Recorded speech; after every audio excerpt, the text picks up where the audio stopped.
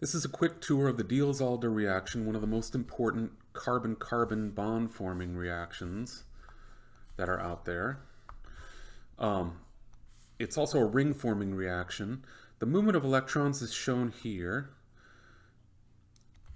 leading to the new bonds forming there, and you form a ring. And you're always left with this extra double bond on the one side. If we look at the p orbitals that are involved, pi bonds, in fact, you could see that we're forming bonds between these two carbons here via the electrons of those pi bonds. So it's really a rearrangement of the electrons of these pi bonds. That remaining double bond at the end is over here. Those are the same thing.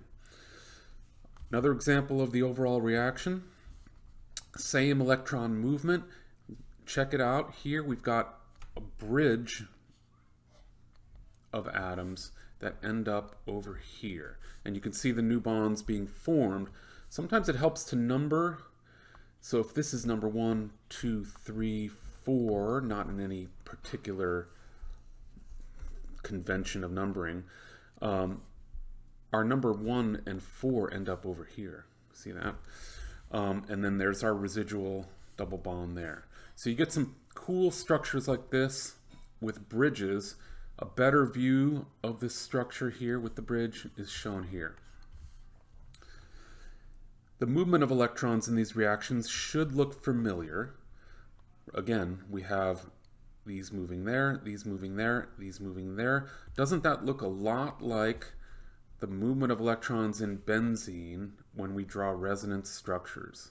And what do we know about resonance in benzene? It gives the molecule extraordinary stability, very stable. And anytime you can stabilize anything, if we look at our energy diagram over here, we lower the energy of the transition state in that part of the reaction. So our hypothetical transition state might look something like this, where these bonds are all forming and breaking simultaneously. And we would call this an aromatic-like transition state. Remember, aromatic systems, 6 pi electrons. So it has a transition state that's stabilized by analogy to resonance in benzene. There's lots of other ways that the Diels-Alder reaction can be aided. The rate of the reaction and the yields increased. We call the components of the reaction the diene and the dienophile. The dienophile likes the diene. Dienes in classical Diels-Alder are electron rich, while the dienophiles are electron poor. The way that these can be electron poor is by having electron withdrawing groups, like oxygens or other electronegative atoms. We can also do an analysis of the dienophile here, looking at resonance. See our double head resonance arrows. If we draw these other two resonance structures, we see what? That the portion of the dienophile that's reacting with the diene is electron deficient. It's got plus charges in 2 of the resonance structures shown. Well, the only 2 others shown. So that's a resonance analysis that shows us why the dienophile is electron poor. So a reaction like this proceeds again. Same arrow movement, might look a little different, but again, here's our, you could say 1 and 4 carbons arbitrarily. Those carbons end up where? 1 and 4 right there. See that? So there is stereochemical considerations. If we look at the pi bonds again in this same reaction, and we connect the lower part in red on the left here to the upper part in red on the right, it ends up driving these protons still attached downward, and we would end up with this version, Notice how the hydrogens end up down. And see how I've got indicated that none of that product forms. That product is not favored. If we line up the lower part of these pi bonds here with the upper part here and connect them, forming the product, we end up with this product, which is the product that forms, driving those protons up. We call this the favored endo product and the disfavored exo product. Why does the endo product form? Why is the endo product favored? It's due to a favorable interaction right here, where this molecule hovers over this molecule in this way, and the interactions are here between those oxygen lone pairs and the electron withdrawing oxygens and this pi bond here in the diene. So that might take a little bit of looking at for a while, but this is another way that the transition state energy is lowered when you have a favorable interaction. A few other key features. Here's our diene and dienophile, the formation of bonds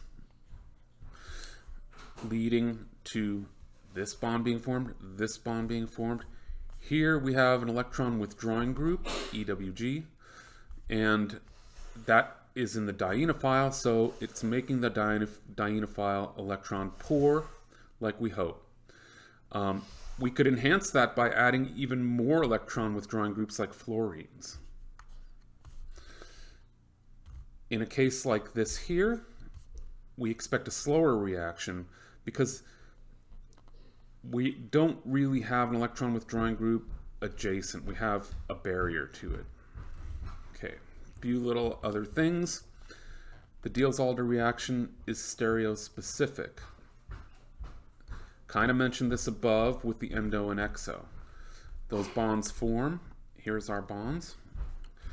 They drive those protons down in this case, and the two ester groups up. But the point here primarily is that it's always cis. It has to be because of the way the pi bonds line up. Another brief fact, aromatic rings, like benzene right here, are basically unreactive to the Diels-Alder reaction.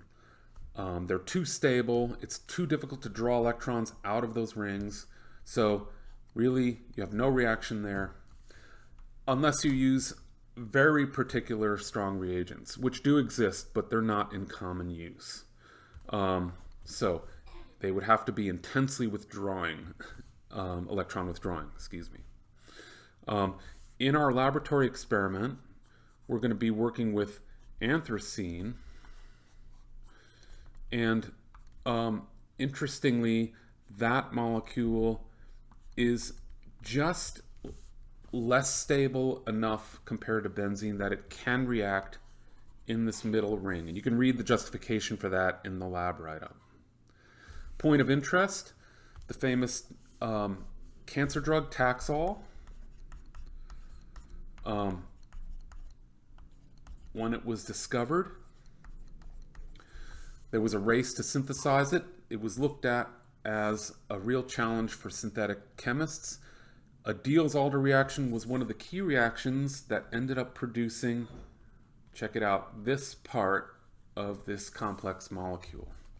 So Diels-Alder reactions, very common in use in organic synthetic chemistry. And you can read more about this in chapter 14 of McMurray.